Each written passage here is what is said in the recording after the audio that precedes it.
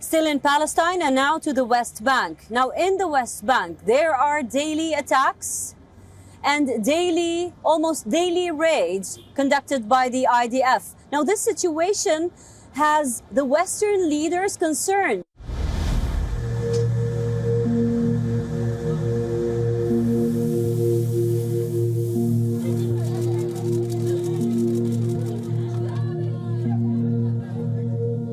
Rising violence in West Bank has alarmed world leaders.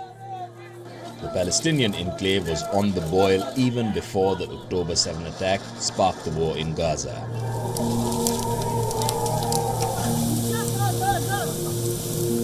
But at present, the hostilities are at levels unseen in nearly 2 decades. On Wednesday morning, 3 gunmen opened fire at people on the Israel-West Bank border. 1 person was killed and 8 others were injured in the attack. Israel called it an act of terror.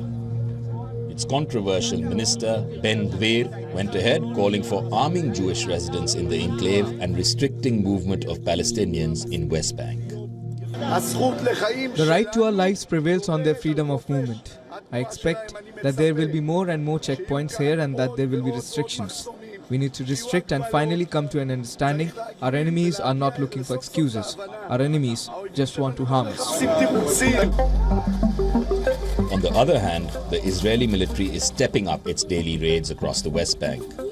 After an overnight raid in the volatile city of Jenin on Tuesday, Israeli troops left behind the usual trail of devastation. The Israeli troops and settlers have killed at least 400 Palestinians in West Bank since the Gaza war broke out. These are the figures given by the Palestinian Health Minister in Ramallah. Western leaders are expressing concern over the state of affairs. The West Bank is boiling. The level of violence against the Palestinians has been increasing since the 7th of October. It was already very high before that.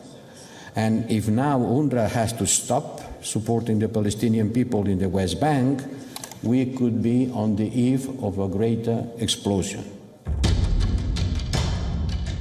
In the 1967 Six-Day War, Israel captured the West Bank. Since then, 3 million Palestinians live in the territory alongside roughly 500,000 Israelis in settlements deemed illegal under international law. It is an uneasy state of affairs. A belligerent Hamas is calling on Palestinians to take up arms against the settlers and Israel. Poised to set up its offensive, the region is on the brink of a fresh escalation of conflict.